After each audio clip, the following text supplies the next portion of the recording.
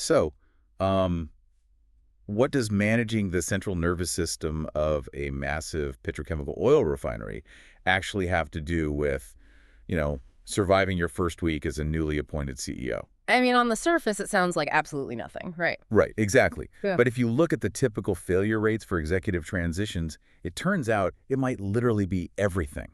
Because when you step into a massive new leadership role, like maybe you're taking over a major corporation or heading up this critical strategic project, the odds are just heavily stacked against you. Oh, completely. The moment you sit in that big leather chair, the clock starts ticking. Everyone is watching. The board, your employees, the market.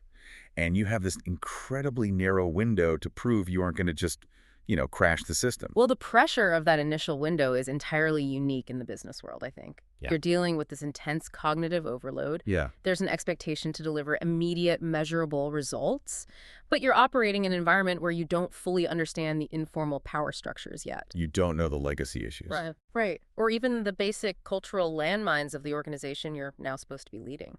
Which means a lot of highly capable leaders step in completely blind. They rely on outdated instincts, and they basically derail their entire tenure before they even get comfortable. It happens all the time.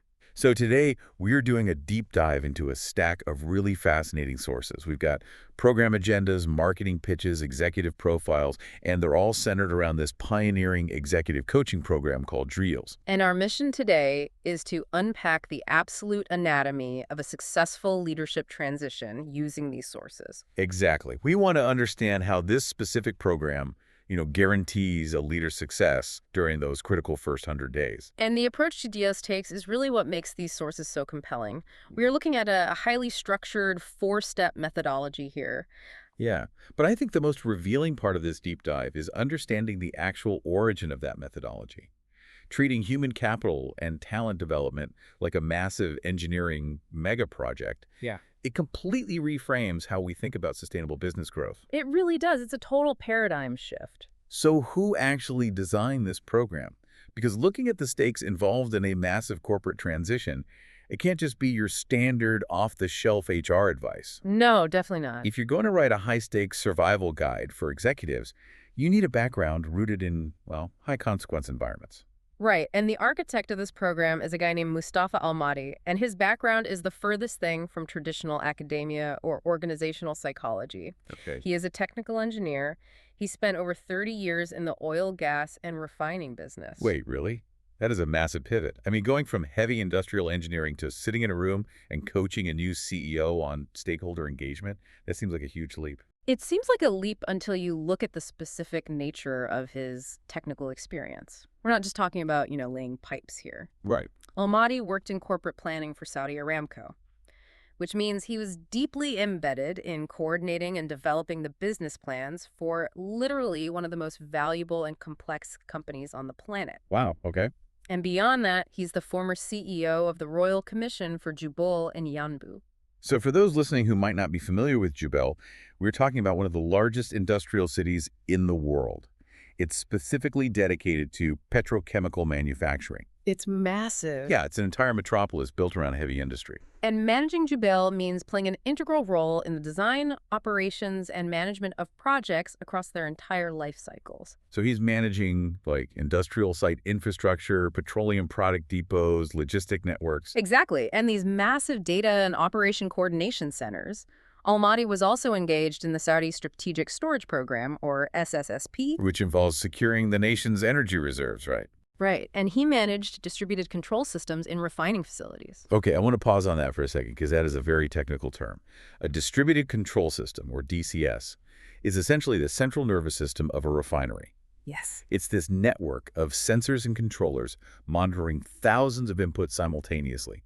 Temperature, pressure, flow rates. And if one of those sensors misreads data, or if the system fails to correct an anomaly, you don't just have a bad financial quarter. Yeah. You have a catastrophic plant failure. You have an environmental disaster. Right, so when your entire career is built on managing a DCS, your brain just becomes wired to look for single points of failure. Exactly. You learn to rely strictly on real-time telemetry and data-driven decision-making. That's the only way to maintain operational excellence and business continuity. So he is taking that exact same central nervous system monitoring mindset and applying it to a volatile corporate boardroom. Yes. He is treating the new CEO's environment like a highly sensitive refining facility. And the overlap is actually profound when you think about it. Almaty treats leadership and human capital as a complex engineering system. Right. His track record is all about identifying key strategic priorities and delivering processes that support long-term value creation.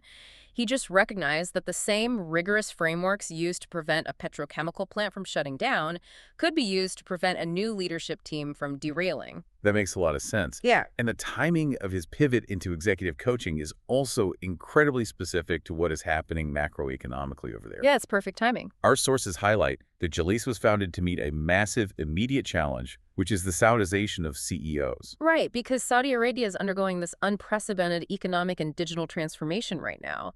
And a core pillar of that vision involves a massive wave of Saudization at the highest executive levels. So you have an enormous influx of young, brilliant, highly ambitious local leaders stepping into top roles. Exactly, often taking the reins from expatriate executives who have held those positions for decades. Which means you basically have an entire generation of incredibly talented individuals stepping into the CEO role for the very first time.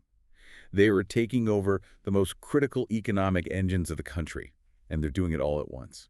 And Almaty looked at this macro-level transition and realized that traditional soft skills consulting was just fundamentally inadequate for the scale of the challenge. Right. These young leaders need more than a pep talk. Yeah, they need a data-driven survival program. He's taking his mega project blueprint, all his deep expertise in project life cycles, digital transformation, and knowledge management from his Aramco and Jubail days, and applying it to empower this new wave of executives. Because he views leadership as an engineered project, he built a highly specific tactical roadmap. So let's break down the operating system of this entire program, starting with the company name itself. Sure. Because the acronym Jleas works on two different levels, culturally and structurally. Culturally, the Arabic word Jleas translates roughly to business companion or a sincere coach. I love that translation. Yep. Yeah, it carries the connotation of someone who sits right beside you. Not a distant advisor, but a trusted confidant sharing the immediate burden of the role. And then structurally, in English, it forms a deliberate four-step acronym outlining their methodology. Join, learn, lead, and sustain. Right, so the first step, the J, stands for join, which in Arabic is musharaka. The sources emphasize that this phase is entirely about building trust and chemistry. Which addresses the #1 reason executives fail early on, frankly.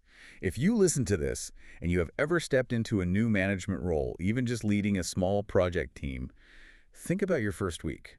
The temptation is to immediately change the software, restructure the meetings, and issue new directives to prove you're in charge. Exactly, and that is skipping the join phase. You are ignoring the human fabric of the organization. Yeah, if you walk in on day one and start rearranging the furniture without understanding why it was placed there in the first place, you immediately generate passive resistance. You have to read the room, you have to understand the informal power dynamics and build baseline chemistry. And then once you're integrated, you move to the L, which stands for learn, or Talum. The methodology defines this phase as reviewing challenges, driving conclusions, and extracting actionable lessons. And driving conclusions is a key distinction from just passively listening, all right? You're actively gathering the telemetry data of the company. Yes, exactly. You're looking at the current state, comparing it to the required state, and performing a rigorous gap analysis. It's a deeply analytical process. You aren't just hearing complaints from department heads. You are mapping out the systemic friction points. Right. And only after you have joined and learned do you earn the right to move to the E and the A, which together stand for lead or Kiada. So this is the actual execution phase. Reviewing plans, executing strategy, and implementing key performance indicators or KPIs. Yeah, and because you did the foundational work, your execution is grounded in the reality of the organization. It's not just a theoretical strategy pulled from a textbook. Which brings us to the final step, the S for sustain, Okay. or istidama. This involves reviewing those KPIs and measuring the actual impact to ensure long-term sustainability. And Almaty's heavy industry background is very apparent here, I think. How so? Well, you do not build an industrial megacity to run smoothly for 3 months. You build it to operate safely for decades. Oh, that's a great point. So the sustain phase proves that you haven't just achieved a quick, superficial win to impress the board. You have actually built leadership capacity and resilience into the organization's DNA. Exactly. And to implement this Julie's methodology, they use a highly specific 100-day agenda called the Obor Executive Partnership Program. And in Arabic, Obor implies a crossing or a transition. Yeah. The concept of a crossing is such a perfect visual for a leadership transition. It isn't a destination you just magically arrive at. It's a physical gap you have to navigate. You're moving from the safety of your old role across a very precarious, exposed space to get to the stability of your new mandate. Right, and if you try to sprint across that gap, if you jump straight to lead and sustain, you are going to fall. You're going to crash and burn. Yeah, you need a guide who actually walks with you. And that brings us right back to the translation of a business companion. A traditional management consultancy operates very differently from this. How would you compare them? Well, a traditional consultant stands on the safe side of the gap. They analyze the terrain, they hand you a dense, heavy binder full of strategic recommendations, and they wish you luck on the crossing.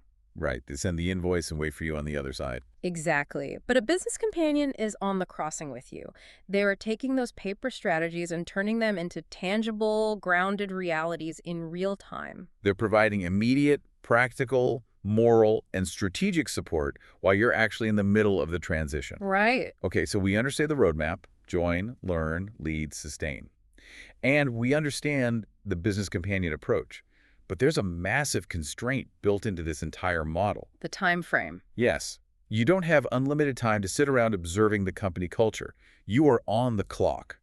This methodology zeroes in on a very specific, unforgiving window: the first 100 days. Yeah. The 100-day metric is universally recognized as the definitive honeymoon period in corporate and political spheres. Right. And the marketing pitches for the OPIA program lay this out unequivocally. They state that the first 100 days are the absolute make-or-break period for any new executive, any newly formed government entity, or any company undergoing a massive structural shift. I mean, I kind of have to challenge the rigidity of that time frame, though. Is the first 100 days actually a hard scientific metric? Or is it just a convenient corporate cliche that looks good in a brochure? That's a fair question. Because transforming an entrenched organizational culture in 3 months seems physically It impossible. would be impossible, but the Jleas methodology is not promising total organizational transformation in 100 days. Okay. They are promising the generation of momentum, and crucially, they are engineering the prevention of early derailment. So the goal isn't to finish the race in 3 months. It's to make sure you don't crash the car coming off the starting line. Exactly. The sources state that this 100-day window is the phase where impressions solidify permanently. It's the crucible where trust is either established or irrevocably eroded. Wow. If you make a critical strategic error in week 2 and you do not have a mechanism to immediately catch and correct it, that error compounds over time. It makes me think of pouring a concrete foundation. During those first 100 days, the concrete is still wet. If you notice a crack or a misalignment, you can still shape it. You can fix the mistake. Right. But after 100 days, that concrete sets. If your foundation is crooked, the entire building is going to lean forever no matter how much you try to renovate it later. That is the exact systemic risk they are mitigating here. The Jleas documentation notes that this period cannot be allowed to pass randomly. It has to be engineered into a strong and deliberate starting point. Because a new leader is dealing with intense cognitive overload. Yeah. The program is designed to accelerate decision-making and help the leader bypass critical challenges during the most chaotic, confusing period of their tenure. So knowing that this wet concrete phase dictates the entire trajectory of a leader's career, how does Jleas actually intervene in the trenches? That's where the Obor agenda gets really granular. Yeah, if you look at the day-to-day tactics outlined in the agenda, it's a fascinating hybrid of executive coaching and hard-nosed operational guidance. The agenda is intensely practical. It is completely devoid of vague corporate cheerleading. One of the primary pillars they enforce immediately is an extreme focus on time management. Right. The documentation literally repeats time, time, time. Because time is the single most constrained resource a new executive possesses. You're being pulled into endless meetings, you're asked to weigh in on legacy disputes, and you're expected to chart a new visionary course simultaneously. Alongside time management, the program enforces strict confidentiality. The coach operates as a completely external objective advisor. which creates a crucial psychological safety net. Exactly. A new CEO often feels they cannot admit vulnerability to their board of directors, and they certainly cannot admit confusion to their subordinates. No, that would be disastrous. So the business companion provides a secure space where the leader can simply say, I have no idea how to handle this specific crisis. The methodology also requires direct alignment with senior management to establish clear goals based on a performance gap analysis. Right. They're mathematically looking at where the company's output currently is, mapping where it strategically needs to be, and isolating exactly what's missing in the middle. And they enforce this alignment through rigorous weekly reviews. This isn't a passive once-a-month check-in over coffee. They are actively reviewing specific, measurable targets. They're in the weeds. Yeah, they're conducting meetings with other leaders in the ecosystem to gauge the wider impact of the transition. And they're constantly adjusting both the personal leadership plan and the institutional strategy. They even bake in specific modules for risk management, crisis management, and fostering digital transformation. Yeah, the mechanics of this are so dynamic, it operates exactly like a Formula One pit crew for a rookie driver. Let's expand on that because the telemetry aspect makes that a very accurate comparison. Think about the environment. You have a highly talented rookie driver, Yeah. the newly promoted CEO, and they've just been put behind the wheel of a wildly expensive, incredibly fast, very dangerous machine. Right. The Jill coach is not driving the car. The CEO is in the driver's seat. But the coach is the pit wall. Yes. They have access to all the complex telemetry data of the organization. They're in the driver's ear, providing real-time objective support. During those weekly reviews, they're pulling the driver into the pit, analyzing the gap in their lap times, changing the tires, adjusting the aerodynamics, and sending them back out onto the track. And the pit wall analogy highlights the confidentiality aspect perfectly, too. The driver can tell the pit crew that the car feels terrible and the brakes are failing without having to broadcast that panic to the sponsors or the fans in the stands. Exactly. Almaty's background is the driving force here. He is merging high-level Aramco-style corporate strategy with intimate, weekly, ground-level problem-solving. But the pit crew is doing everything in their power to ensure the driver doesn't spin out on the very first corner of the race. A pit crew cannot stay on the track forever. No. Eventually, those 100 days expire. And the ultimate success metric for a business companion is rendering themselves obsolete. Right. By the end of the Obor Crossing program, the leader must have internalized the tools, built the necessary trust capital within their team, and aligned their strategic vision to thrive independently. Because the program is designed to build sustainable human capacity, not long-term dependency. That is the execution of the sustain phase. Well, we have covered a massive amount of ground today. We explored Mustafa Almaty's transition from engineering zero-failure industrial megacities and petroleum pipelines to engineering the most complex system of all, which is human leadership. We decoded the Arabic and structural meaning of Jleas: join, learn, lead, and sustain. And we unpacked how the Obor program utilizes gap analysis, extreme time management, and pit crew-style weekly reviews to secure leader survival during those critical first 100 days. You know, the applications of this methodology extend far beyond the C-suite. Even if you're not stepping in as a new CEO during a massive national Saudization initiative, the fundamental mindset of the Obor Crossing applies to your professional life right now. It really does. Think about the transitions you are currently facing. Mhm. Maybe you're starting a new job, or you're taking over a new client portfolio, or simply shifting your career path. Are you taking the necessary time to truly join and learn? Are you mapping the terrain and building chemistry with your environment before you attempt to step up and lead? Because it is entirely human nature to want to rush straight to the execution phase. We want to prove our worth immediately. But the data and this methodology prove that deliberate, structured learning is the only way to ensure your execution is actually sustainable.